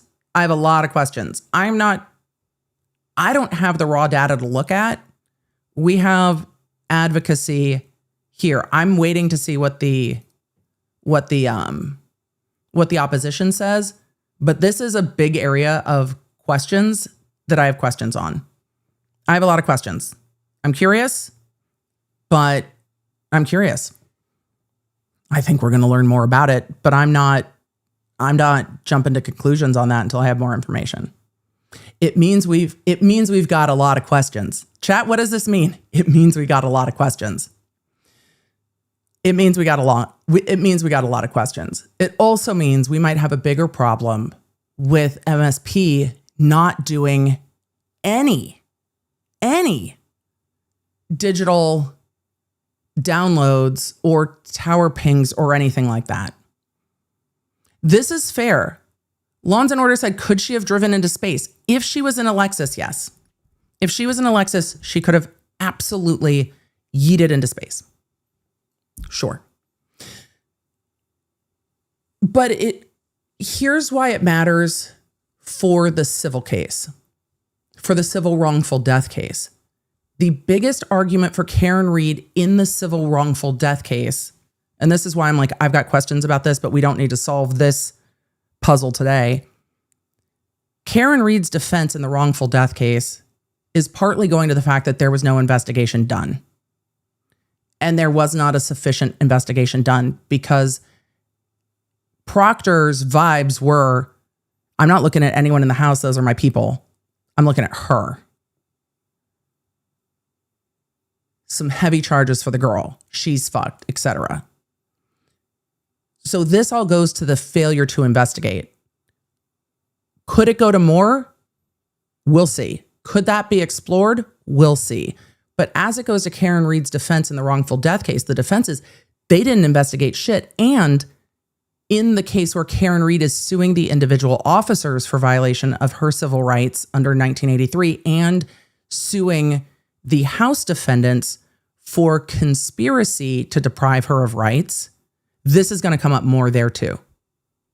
So this isn't going away anytime soon. This is going to come up more because this all goes to an investigation should be answering questions, not ignoring them. And if a witness is like, hey, I was here and I was there, and you have Life 360 and the Life 360 isn't showing that you were where you said you were, we've got some problems. It's my understanding that it's fairly accurate, but I also don't know how big those kind of rings are of where your location is and isn't. So we'll see. But it raises some big questions, doesn't it? So they say that the Life 360 data shows that Allie McCabe didn't drive straight home from 34 Fairview, and there's no evidence that she ever went to 34 Fairview or to Colin's house on January 29th.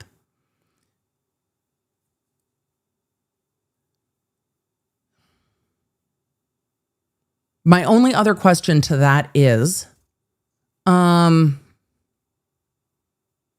if they got home before midnight, was there any data showing that on January 28th? So that's my other question on it. And were there any gaps where Life 360 was turned off? So I'm curious. Victoria said Lisa said other people's perimeters, and Victoria said the bubbles are about a mile in diameter. So there's also some questions about whether these things are close or not, but I do have questions about it. And the fact that there are this many questions off chat's mind and my mind is all going to go to, why wasn't any of this investigated? Right. And what's the data from the 29th? And what's the data from whether things were turned off or turned on or whatever? So I have questions. They go on to say that Allie also could not tell MSP investigators how she knew Colin was at the house on January 29th, and no communication from Colin relaying his location to Allie is included in the screenshots of their text messages. Great question. It's a great question. How did you know where to go pick him up? And also, if you went and picked up your friend, wouldn't you just be like, oh, hey, I talked to my friend, I went to pick them up?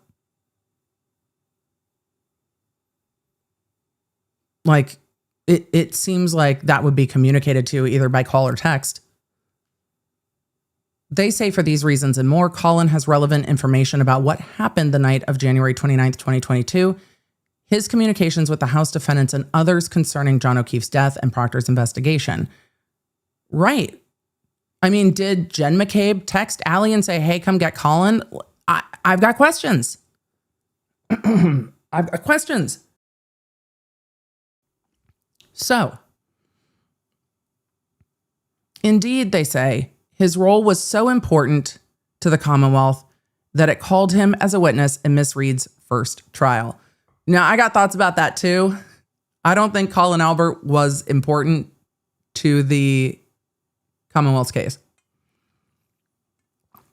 I think, and I continue to think, we'll see if that changes. But I think that the Commonwealth was trying to play whack-a-mole with the defense theories, and I think that that was a real, real bad strategy. I think that was a real, real bad strategy. So I think that Lally went through his witness list and called everyone on the witness list and was trying to get out ahead of things instead of letting the defense bring it up and then doing it in rebuttal. I don't think that there was a lot of strategy to that. I literally think Lally was like, fine. You want me to try this case? I'm just going to call every witness. And did it in the most dispassioned and just, here you go. Here you go. You want me to try this case? Fine. Sure. But I don't think he was an important witness to them. The defense, yes. Prosecution, no. I wouldn't have called Colin Albert. I would have waited till the defense did it and then see what happens. They go on to say Miss Reed's attorney served subpoenas upon Colin and then attempted in good faith to narrow the scope of the subpoena after objection.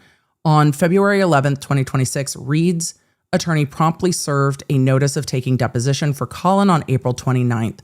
See notice of taking deposition. On April 21st, Miss Reed's attorney also properly served a subpoena upon Colin, attached as Exhibit B. The subpoena required Colin to attend a deposition and bring with him documents related to the case. Specifically, the subpoena required production of documents in Colin's possession related to the MSP investigation. I wonder if he even has any on the investigation. Miss Reed's criminal and civil cases and his communications with MSP investigators.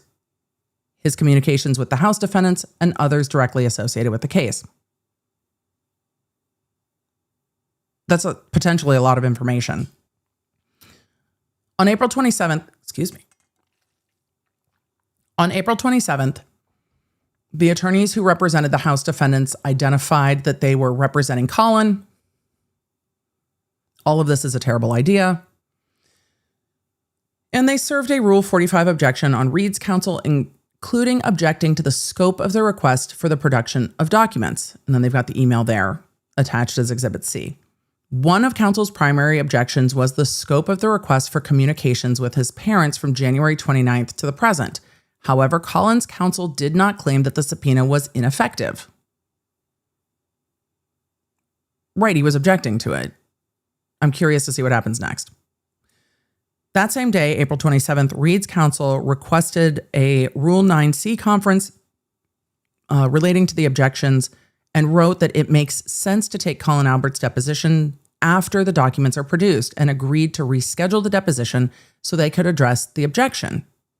This seems reasonable. Hey, we have objections about documents. Hey, we need documents before depo. Okay, we'll get you the documents before depo, but then we need to reschedule the depo. Okay, we'll reschedule. Can you get me the information? Okay. On the same day, April 27th, Reed's counsel requested a 9C conference regarding the objections and wrote that it makes sense that Colin's depo would happen after they agreed to reschedule it. See attachment Exhibit D. Ms. Reed's counsel did not, quote, withdraw the subpoena or cancel the deposition. And Colin's counsel did not take the position that the subpoena was ineffective. Oh, they must take that position now. They've said it twice and it's underlined both times. Rather, on April 28th, counsel for Ms. Reed and Colin conducted a 9C conference. 9C is just the rule that requires them to have the conference to narrow the dispute concerning the request for documents. During that conference, Colin's counsel did not take the position that the subpoena was ineffective. Well, when did they start arguing it? Because it's clear that the foreshadowing is strong. Nor did Ms. Reed's counsel withdraw the subpoena or cancel the deposition, but they did discuss the possibility of narrowing the scope of the subpoena. That's what they're supposed to do. As a result of the conference, the very next day, April 29th, Reed's counsel provided a proposed narrowing of the subpoena's requested documents, specifically addressing the main concern, which was Colin's communications with his parents. Specifically, Reed proposed to narrow the request to a 4-month period immediately following Mr. O'Keefe's death, and counsel asked for a response to the proposal. So instead of all communications with his parents from 2022 through 2026, narrowing it makes sense. Rather than respond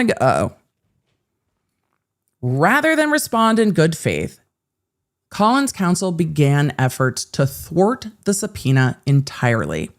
For 3 weeks, Colin's attorney entirely ignored Miss Reed's April 29th request. Things start to go off the rail. Ignored the request to agree to narrowing the subpoena for 3 weeks. And the court's like, why is this all taking so long? This is why. Miss Reed's counsel then reached out again on May 19th, specifically asking for a response to the narrowing the production of responsive documents and the deposition dates in June. On May 20th, Colin's counsel wrote that Miss Reed's proposed narrowing was still, quote, not appropriately scoped, but did not address which paragraphs, what documents would be produced, or what deposition dates. And then they say, underlined, Colin's counsel did not take the position that the subpoena was ineffective. In response, on May 20th, Reed's counsel inquired about which paragraphs were not, quote, appropriately scoped and asked again for deposition dates in June. At 10 p.m. on May 20th, counsel wrote that they had conducted, quote, a reasonable search, but they were unwilling to produce any responsive documents. Oh dear. Worse, they say, Colin's counsel stated for the first time that Colin would be out of town indefinitely after June 2nd and would only be available on May 28th or 29th. So there's a 3-week delay, they say. There's a 3-week delay, and then the response is, we're not giving you the documents. You have 9 days to take his deposition. Good luck. And they say again, notably, underlined, Colin's counsel did not take the position that the subpoena was ineffective. On May 21st, Reed's counsel advised that he would be out of state on May 28th and 29th and inquired about dates in June and why Colin couldn't come back for any dates in June and why notice wasn't given before 10 p.m. on May 20th that Colin would suddenly be gone indefinitely. Sounds kind of like Proctor's unavailable indefinitely. He also asked more questions about the reasonable search conducted for the documents and what responsive documents they had for each category that they were contending was unduly burdensome and overly broad. Colin's counsel did not respond on May 21st. Rather, the very next day, after Reed's counsel advised that he was, quote unquote, out of state on May 28th, plaintiff's counsel sent an email on Friday afternoon of Memorial Day weekend, May 23rd, stating that he had communicated with Colin's counsel, that Colin's counsel had accepted a subpoena for Colin's deposition on May 28th.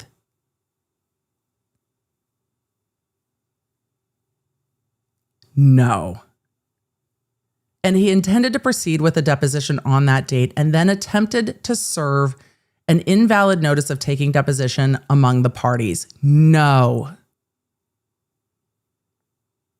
Ugh.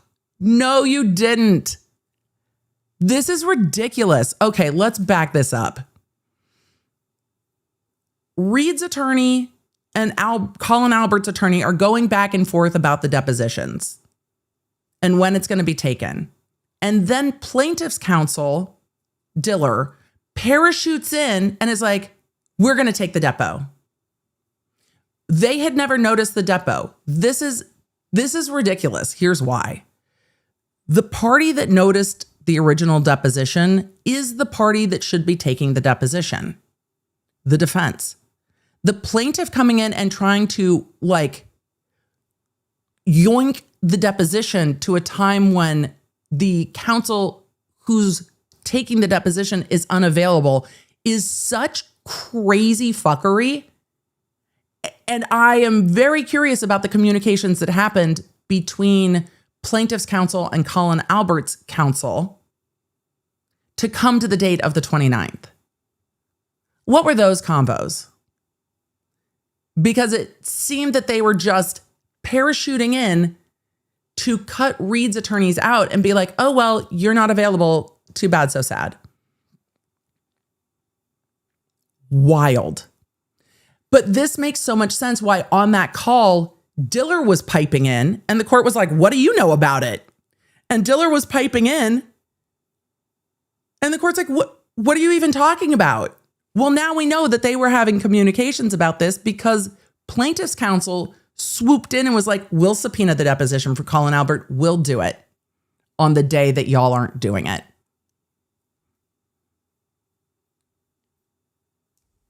Did he send you cookies to the office and was like, hey, man, here's some big cookies. Can you help?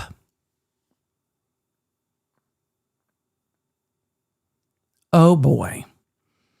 Jean Louise said, Emily, can they take a remote depo? I mean, the lawyers can all go travel to the deposition. So they can go wherever they need to take a deposition. The lawyers can travel for a deposition instead of the party. It's more expensive, but it can happen. But taking it over Zoom is not ideal. And I imagine they wouldn't want to do that here.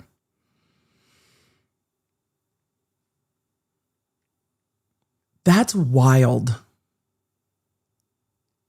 So plaintiff's counsel sent an email Friday afternoon saying that he had communicated with Colin's attorney and that they had all agreed together without Reed's attorneys being involved. They had all agreed together that they were just going to do the depo May 28th.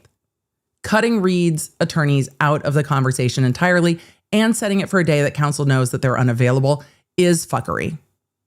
Absolute fuckery. And it's not proper notice. You need at least 7 days notice to the other party because you can't cut the attorneys out of the process. Oh, boy.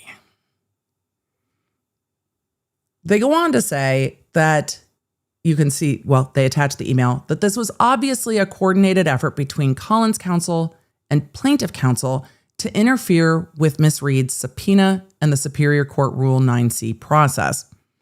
Per the plan, an hour after plaintiff's counsel's email, Colin's counsel then responded to Miss Reed's counsel's May 21st email and took the position for the first time that Miss Reed's subpoena was now ineffective. And that's why they kept bringing it up. Because they're saying, oh, we don't have to adhere to Reed's subpoena. We will just kind of jump the line and go deal with plaintiff's subpoena. So we're not bound by Reed's subpoena. That's why they're now arguing it's ineffective, to try to get out of the obligation to Reed's subpoena, it seems, and then get into the obligation for plaintiff's subpoena. There's a lot more information. There's a lot more information. This is why everybody was so feisty on that June 3rd call, because the fuckery was afoot. No wonder Rosenberg was standing there trying to hold his face in.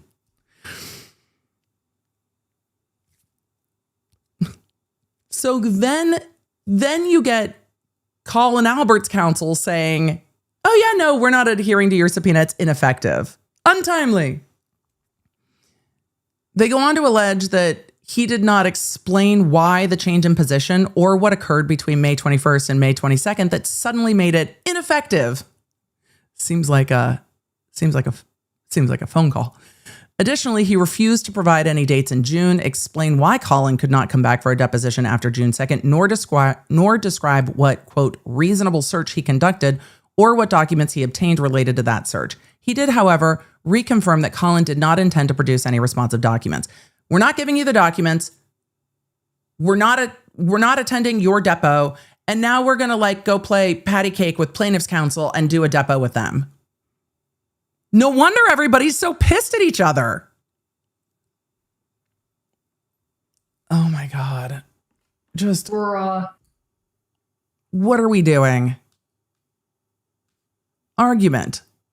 The argument here can be brief. As described above, Colin is a relevant witness in this case. Miss Reed properly served a subpoena on him and properly noticed his deposition among the parties.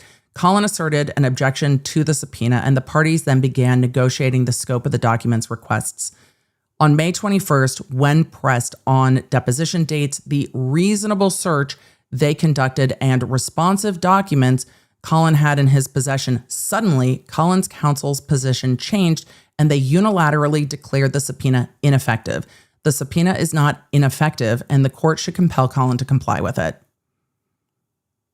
I'm going to scoot through the rest of the argument. I think that's a pretty good summary. They've made argument above why Colin is a necessary witness. And I don't disagree with them on that. So we're going to scoot through because I want to look at the emails. They say Colin's counsel's communication, good Lord, lots of C's. Colin's counsel's communications on May 22nd is quite revealing in its refusal to explain anything about the, quote, reasonable search that they claim that they did and what responsive documents they have, which is what you have to do generally if you say that you have responsive documents and you're not providing them in civil litigation. You have to list the responsive documents, then your objections or exceptions. Like, hey, this document is responsive, but it's attorney-client privilege. Or, hey, this document is responsive, but this objection. You can't just say there's responsive documents, we're not giving them. There's a lot more process that has to happen there. They go on to say, indeed, they intentionally obscure addressing the responsive documents they found, despite making arguments about overly broad or unduly burdensome.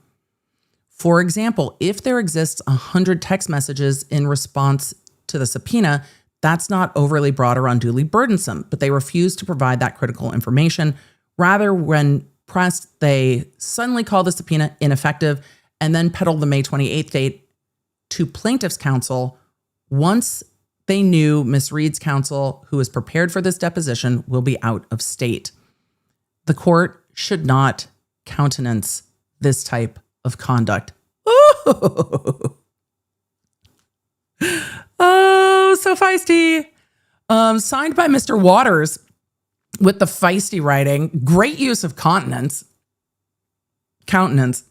Excuse me. That's feisty writing by Charles M. Waters. Oh boy. Well, today is going to be feisty. Let's take a look at the emails. We're not going to look at the body of the subpoena. I will post that in the lounge if anybody wants to read the subpoena. That will be up there later.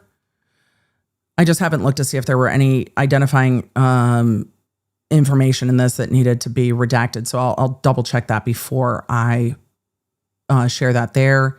April 27th, please find attached the responses and objections. I'm going to get to the recent emails. Let's see. Exhibit D. Wednesday, April 29th. This is from, let's see. This is from Rosenberg to Chris, the attorney for Colin Albert. Chris. This is Rosenberg to Chris. Chris, thanks for the call yesterday. I thought through your team's proposals on consolidation and the subpoena to Colin Albert and have discussed them with our group. We do not agree to consolidate discovery in your client's defamation case with the O'Keefe's litigation. Interesting. As we discussed, we are already well down the road in discovery in that case, the wrongful death case, with almost all documents produced, multiple rounds of interrogatories and answers exchanged between all parties, and over 20 depositions scheduled in the upcoming months.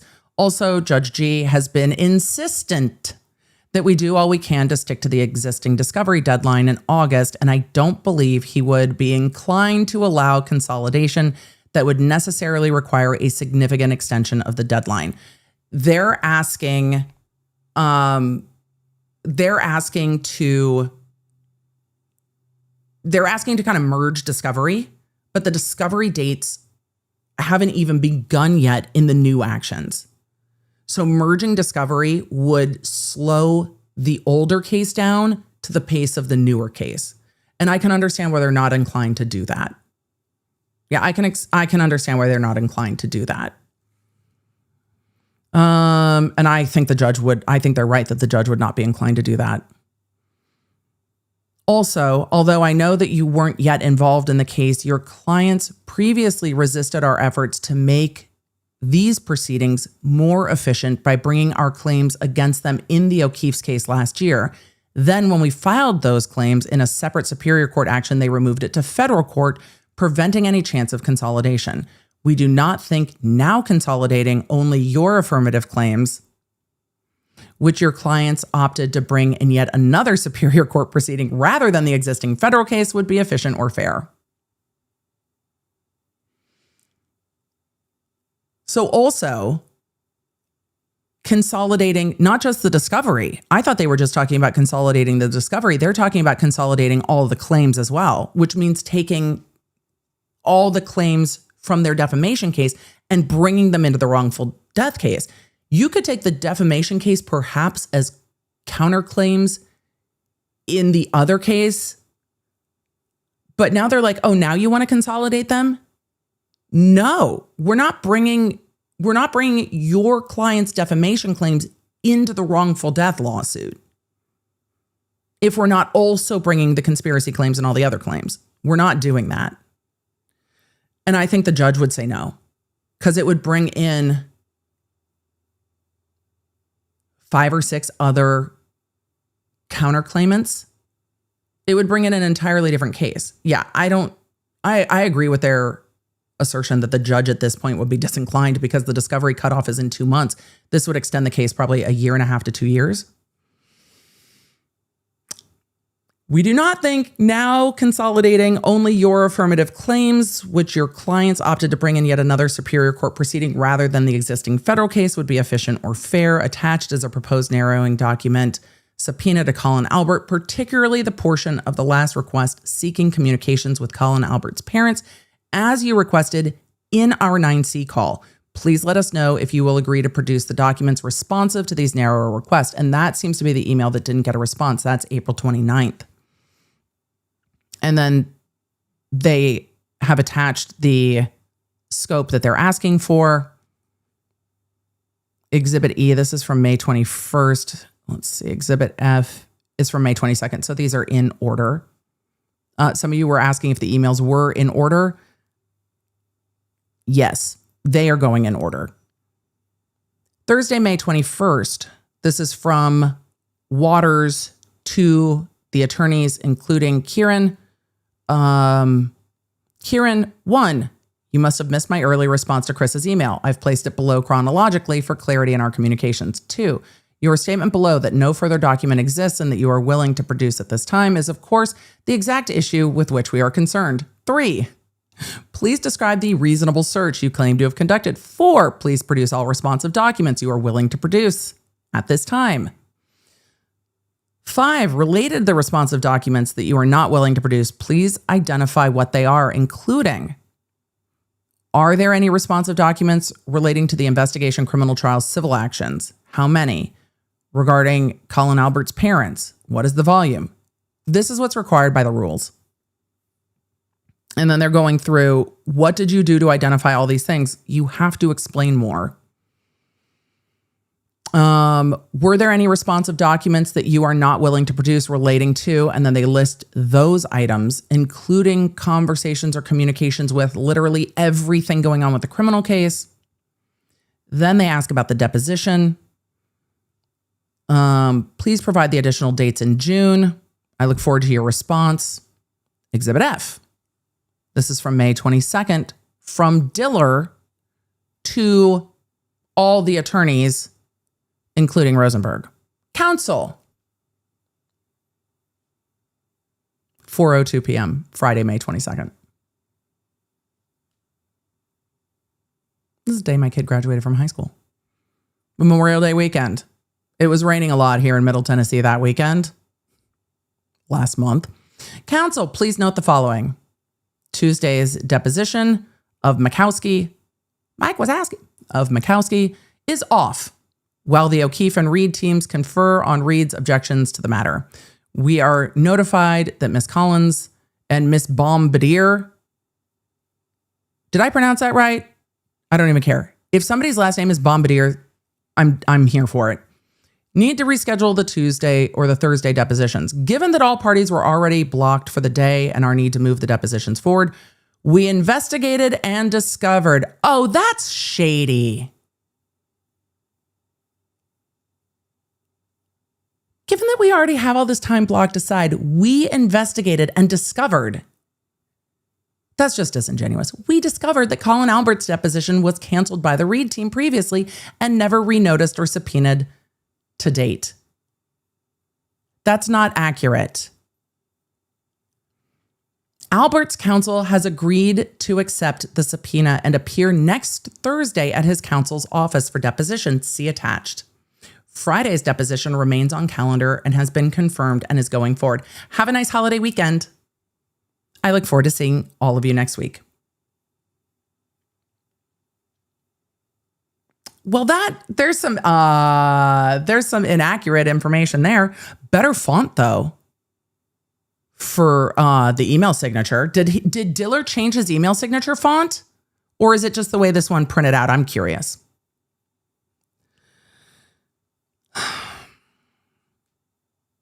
Friday, May 22nd, 5:36 p.m. From Kieran Murphy to Charles Water. Does Charles Water go by Chaz? Because it seems like an informal greeting. Chaz. Respectfully, I decline to engage in a line-by-line dissection of our responses and objections to the subpoena. The subpoena was issued, like, Charles Water seems like a Charles. Wait, does he really go by Chaz? No, it's an abbreviation. I just don't know if this attorney is like on that level with him. Like, if I'm beefing with another counsel, I don't need them to just be like, M, what's up? Like, if you're calling me M's, like, we need to know each other. But you guys are saying it's in Charles's email signature. Well, if it's in Charles's email signature, then we will allow it. Oh, it does. He says, I look forward to your response, Chaz. Okay, fair enough. He does. Fair enough. Thanks, chat. Well, then it's not a nickname that is like an informal shortening. It is appropriate. I was just curious. But who is Kieran Murphy? Kieran Murphy is associate counsel for Albert's House defendants. I respectfully decline to engage in a line-by-line dissection of our responses. But you have to give more responses. The subpoena was issued to a non-party pursuant Rule 45. As you are aware, non-parties are afforded specific protections from undue burden under Massachusetts Rules of Civil Procedure. Well, I guess this is what they're going to be fighting about today. We have made our position clear that this subpoena exceeds permissible bounds and violates those protections. Moreover, we have now inquired twice without receiving any response regarding the relevance of Colin Albert's testimony to the wrongful death action. I mean, one of the defenses in the wrongful death action is that, A, John O'Keefe wasn't hit by a car and not killed by Karen Reed, and B, the reason that this is all before the court is because of the way the investigation was done and showing that what Colin Albert was doing or not doing is different than what the investigation said he was doing, underlies the defense that Karen Reed was A, framed, or B, not at fault, or C, the investigation is so bad you can't possibly find the wrongful death, but okay. They say that the deposition of that case, or the disposition of that case, requires answering a singular question: whether your client is responsible for the death of John O'Keefe. Colin Albert was not present at 34 Fairview at the time of Mr. O'Keefe's death, and you have provided no explanation as how his testimony assists in resolving that central issue. Absent such an explanation, our objections to the subpoena remain unchanged. And then they continue to note that. They say that they've made a good faith effort to reach a compromise on producing different documents. And I have confirmed that only a single text exchange is responsive to these categories: communications between Colin Albert and Allie McCabe regarding the time McCabe picked up Colin Albert at 34 Fairview. That text exchange was used by Miss Reed's criminal defense during Colin Albert's cross-examination and supports our position that it's already in Reed's custody. However, as I previously stated, if for whatever reason Miss Reed no longer has access to that exchange, we're prepared to produce it. We'll give you what you already have. Regarding Colin Albert's deposition, we have received a subpoena today from plaintiffs in the wrongful death suit for his deposition May 28th. Finally, I'm not in a position to provide further detail regarding my client's availability constraints beyond what has already been communicated. Colin Albert will be unavailable for an extended period after June 2nd due to work-related obligations. Accordingly, we look forward to completing his deposition before that date. Oh dear. Oh dear. Oh dear. We are going to have to zoom. I am going to look at the opposition with y'all real quick, and then we are going to have to zoom so that we can talk about this hearing more tomorrow. I am not going to finish the reply today. We will finish the reply tomorrow because we're going to have to part 2 tomorrow because I don't want to miss that hearing, so that if it is not recorded, I can relay it to you tomorrow. If it is recorded, then we can watch it together tomorrow after we go over the reply. I hope that works for y'all, because there's also MSP stuff, and I don't want to miss that because also, well, I trust myself to relay it to you more than I trust myself trying to understand how somebody else has perceived the hearing. Does that make sense, law nerds? I hope that makes sense. But also, that's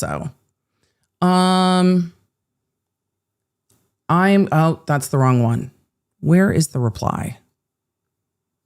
Let me grab the reply real quick. No, not the reply, the opposition real quick. That's what my brain meant, but not what my mouth said, which also problems when EDB is trying to rush. All of you are like, that makes sense. Perfect.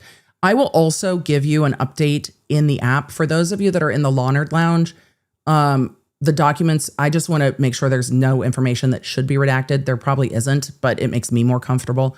We'll be in the Law Nerd Lounge, and I will send out an app notification with some spoilers to all of you about kind of what was going on, and then we'll cover it tomorrow. So if we don't get to it today, we will get to it tomorrow. Do not worry. Are we watching the hearings today? No, because the judge has said that they can't be streamed per all the rules. So if media is allowed to record, then we will go over it tomorrow. If media is not allowed to record, I want to make sure that I can take notes so I can just relay the entire thing to you tomorrow, because the court has not allowed them to be streamed. Unless the court changed their mind while I've been streaming today, but I doubt it. Either way, we'll go over it tomorrow. It'll be fine. We're not going to miss a whole lot, because no matter what happens, we'll figure it out tomorrow. But I don't want to miss the hearing. So non-party Colin Albert's opposition. I'm just curious what their factual opposition is. Non-party Colin Albert, by his undersigned counsel, submits this memorandum in law in opposition.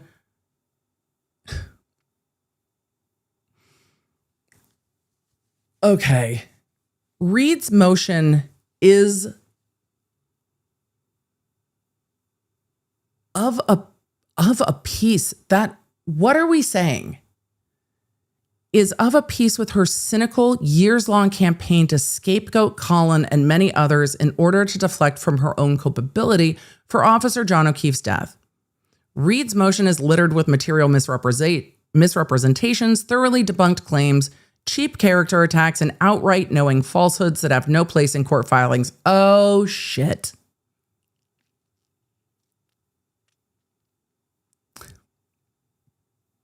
Well, they definitely took an opportunity to say, we do not agree. I don't think it's like Shank of the Evening with the of a piece. The lawyers are fighting on the dispositive issue before this court, whether Reed is responsible for the death of Officer O'Keefe. Colin has virtually zero relevance. The investigation has a lot of relevance, which means Colin Albert has a lot of relevance. Whether Reed is responsible for the death of Officer O'Keefe, Colin, they say, has virtually zero relevance. It is undisputed that Colin was not present at 34 Fairview Road when Reed and Officer O'Keefe arrived in Reed's car in front of the home. While the other side says that is hotly disputed, they say, in any event, whatever marginally relevant evidence Colin may possess does not justify the extraordinary burden imposed on him, a non-party, by this subpoena. The subpoena is breathtaking in scope. They did say they were willing to narrow it. I don't disagree that the subpoena was way overbroad. However, that's not uncommon in civil subpoenas, that they are way overbroad and then they get narrowed down. Let's see. They say that it seeks documents and communications entirely unrelated to the death of Officer O'Keefe. It demands, among other things, all communications with no fewer than 12 individuals. I do think that's too broad, including Colin's own mother and father, spanning over 4 years without any relevance to the death of Officer O'Keefe. Well, the other side's going to say, well, we don't know. It's not relevant until we see it. The requests are not tailored to any discrete issue in the wrongful death action and are not curated to avoid undue burden upon a third party. Colin agreed and did review all his records for communication with police officers pertaining to the investigation and all communications around January 29th regarding the investigation. Colin has no responsive communications except a text exchange with Allie McCabe, confirming that the two arranged for Allie to pick up Colin from 34 Fairview at 12:10 a.m. on January 29th, 2022, a text Reed has had since 2023. Reed's demand for deposition is flawed. They say on April 21st, Reed served the subpoena with deposition for April 29th, commanding his appearance just 8 days later. Despite the short notice third-party witness period, Colin was ready and able to appear. However, Reed canceled the deposition less than 48 hours. That doesn't seem to be what the emails say, that it was not canceled, that it was postponed to get the documents. Oh boy. Well, chat, this is going to be hotly contested. I hate to leave us on a cliffhanger. It is really not my normal vibe, but this is going to be hotly contested. So where are we at the end of the day? Well, the court has put on calendar this afternoon a hearing regarding the motion to compel Colin Albert. Reed's attorneys are saying that Colin Albert's attorney, who is also representing all the House defendants in the other lawsuits, surreptitiously sidestepped their subpoena requests and decided to take a more friendly subpoena from the plaintiffs in the wrongful death case and set it for a time that Reed's attorney was out of state. The response from Colin Albert is that Reed canceled Reed canceled the request for deposition, even though Reed's team said they delayed it to get the documents and that there is still a fight over the documents. Colin Albert's side said, no, you canceled it, so we are going to be deposed on May 28th, which I do not think actually happened. So we are now waiting to see what the court is going to do. Tomorrow on stream, we will be looking at the rest of this request. There is some new information by Reed's attorneys. Colin Albert's attorney says that the filing from Reed's attorneys is littered with misrepresentations. And we've already gotten into the beginning of some emails back and forth with counsel where everyone's disinclined to acquiesce to anyone else's request. And that's what I think we're going to see more of as we get into the rest of these documents tomorrow. I hate to leave you hanging on this one, but we will close this loop tomorrow. Make sure you have the Lawnerd app because we will be getting back into I will let you know what's going on at the hearing, and we will get back into all of this tomorrow on stream. You guys stay safe with the weather today. I am sorry to leave us on a part 2, but I will see you tomorrow. And if you are in the lounge, I will be in the lounge with you. Finch said, are we sure it's not rescheduled to June 26th? That was the hearing regarding a different motion to compel with regard to MSP. So it is my belief from everything I've seen on the docket that this one is going forward today. So that's what the docket indicated to me. If not, then we'll correct the record tomorrow. I'm sorry I did not get to all the chats, Lawnerds. I'm going to keep them on the back end. We will get to some of the questions tomorrow because our software lets us save all of those. So I'm going to save those chats and we will answer some of them tomorrow. I will see you on stream tomorrow. Thank you for being here. Thank you for being a Lawnerd. Don't forget to check out Paradise Paws and get your goodies. Those will be delivered in-game to you in the next few days if you're one of the first 100. Thank you, Paradise Paws, for sponsoring. Thank you, Lawnerds, for being the best. I will keep you posted in the app and I will see you tomorrow. All right, we'll have a longer stream tomorrow. We're going to go to a hearing. I will see you soon. You're the best. Bye, Lawnerds.